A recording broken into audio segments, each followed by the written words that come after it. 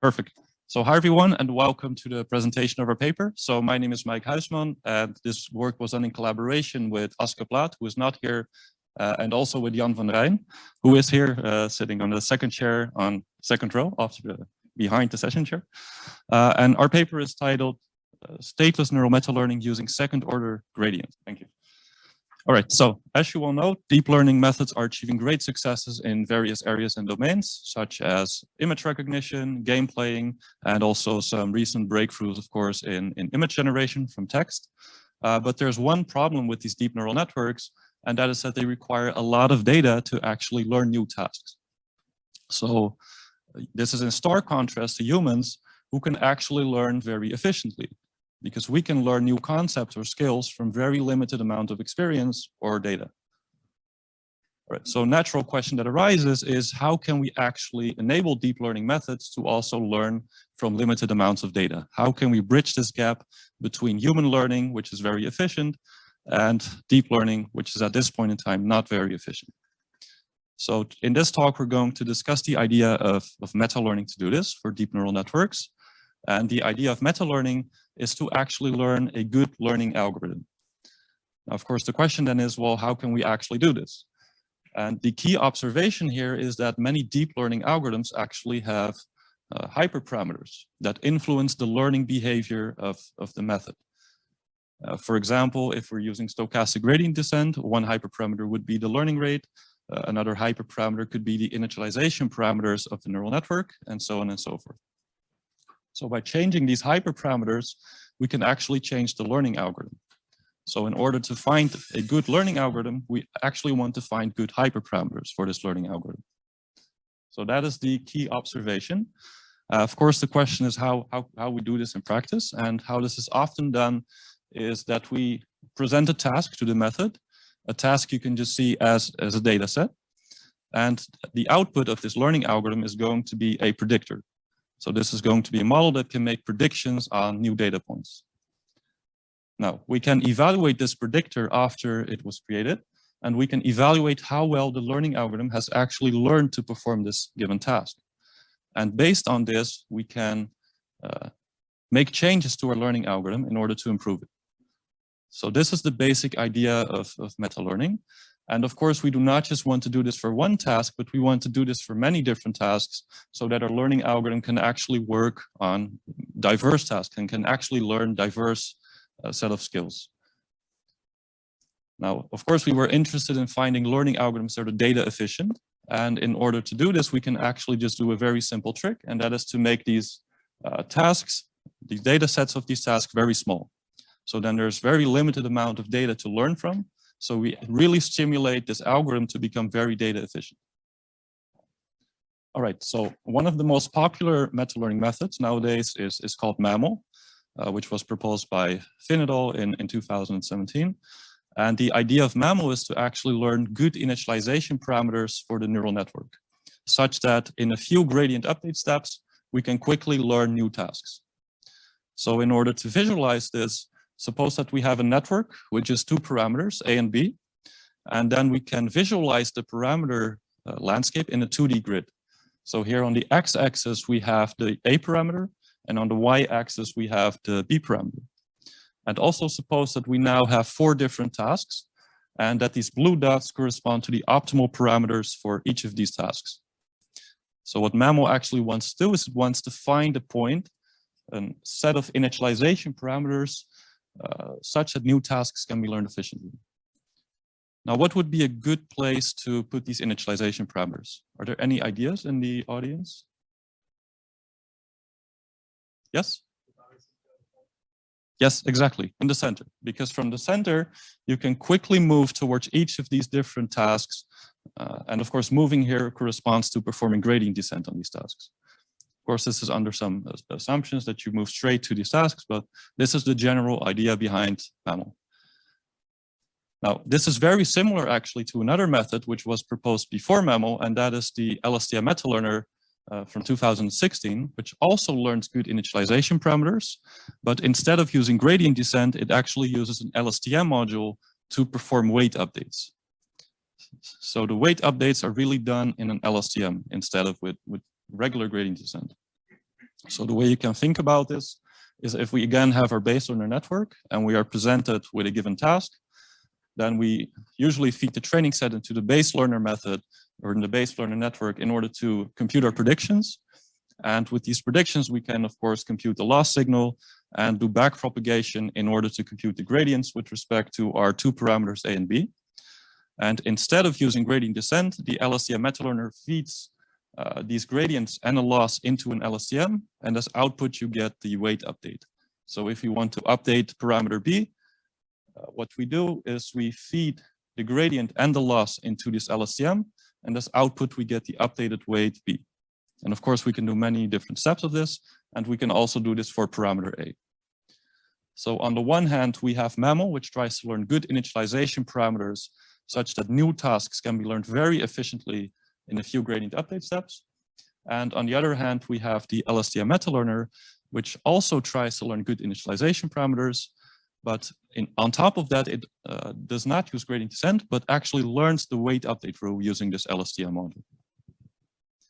Now, and as you may think, and this was also our intuition, is that the LSTM MetaLearner is more expressive than MAML, because if you have the gradient as input to your LSTM module, then of course it's very simple to just learn to perform gradient descent, because you just have to subtract the gradient multiplied with some constant, right, with the learning rate. So we actually show a formal proof in our paper, but this is quite an obvious result. And this means that the LSTM MetaLearner is actually more expressive than MAML.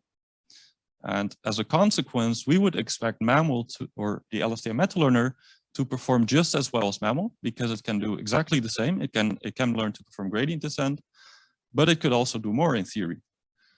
So for that reason, we would expect the LSTM MetaLearner to outperform MAML. In practice, however, this was not the case. So in our work, we actually tried to answer the question of why is this the case? And now the screen is turned black.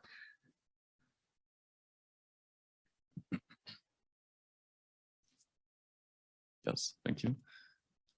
Oh, now also the pointer doesn't work. Could you click on the screen? Yes, thank you. All right, thank you. So the research question that we want to answer is why does MAML outperform the LSTM MetaLearner and not the other way around? So in our work, we formulate two hypotheses as to why this could be. The first hypothesis is that learning the stateful weight update rule with the LSTM is too complex. So maybe the loss landscape becomes pathological with many local minima, et cetera, difficult to move through. And also, of course, it introduces additional parameters. And this could mean that it could overfit to your training task distribution. Now, the second hypothesis that we formulated was that it actually ignores second order gradients, which occur in the analytic expression for the updates of your LSTM, as well as the initialization parameters. So by ignoring this, we think that this can actually be hurtful, and that you actually need these second order gradients in order to navigate properly the loss landscape. So in order to overcome both of these potential issues, we propose a method called Turtle. And in order to deal with the hurtful first order assumption, what we do is we basically use second order gradients, very simply enough.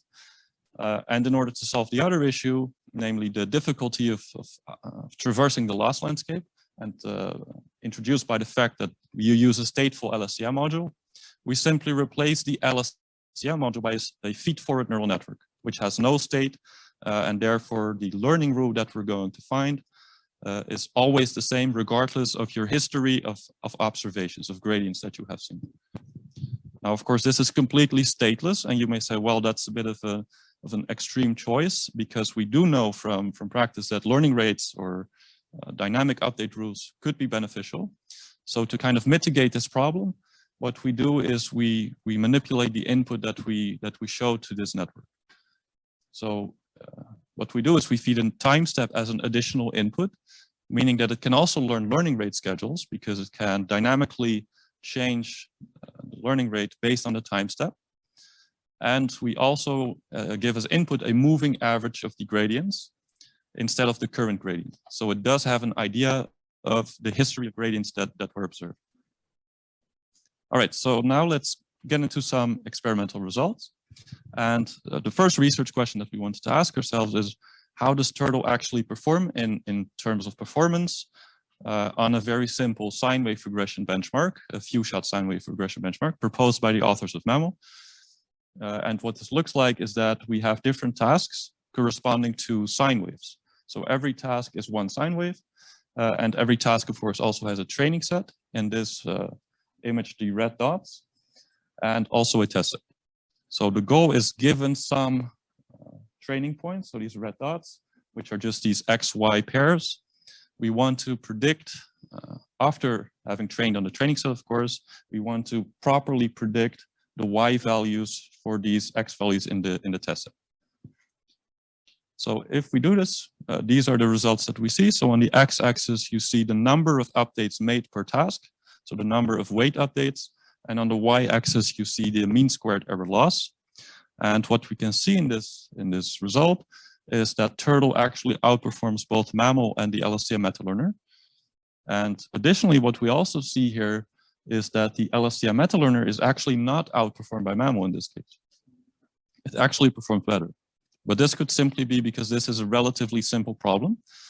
So of course, we also try this out on more difficult problems, namely few-shot image classification benchmarks, where the goal is to learn to classify new images from only a very few examples.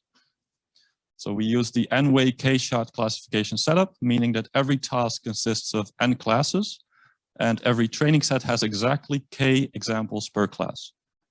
And this is often done in one-shot setting or five-shot, meaning that you have only one example per class or 5 examples per class. Now we use the regular benchmarks for this, namely Mini ImageNet and CUB. And what we then get is, these are the accuracy results in the table. And what we see here is that Turtle has actually closed the performance gap, the unexpected performance gap, to MAML. So by making these changes, we have actually matched the performance with MAML, and sometimes even better. But of course, the question is, so why is this the case? Like, is this due to the fact that we use second-order gradients, or is this really due to the fact that we have replaced the LSTM module by this feed-forward neural network? So this is what we wanted to investigate next. And for this, what we did is we actually enhanced the meta-learner LSTM, in this case, the red square, with second-order gradients. And if we do that, we see that the enhanced version, so this one and this one, actually outperforms the original version. And on the x-axis, we see the runtime, and on the y-axis, the accuracy. So this actually shows that second-order gradients are actually very helpful in improving the performance for this LSTM meta-learner. What we also generally see is that the second-order versions of the algorithms are generally slower because they are quadratic in the number of parameters instead of linear, but they do tend to yield better performance. And what we also see is that if we compare the second-order version of Turtle versus the first-order version, we see that the second-order version actually is quite a bit better. And the same can be seen for the LSTM meta-learner. Now for MAML, this was not really the case because the first-order version and second-order version are relatively close to each other. And now, to conclude, our main research question was why MAML outperforms the LSTM meta-learner. And what we have found is that the first-order assumption made by the LSTM meta-learner is actually hurtful for its performance, and that if we enhance this with second-order gradients, we actually improve the performance and close the gap to MAML.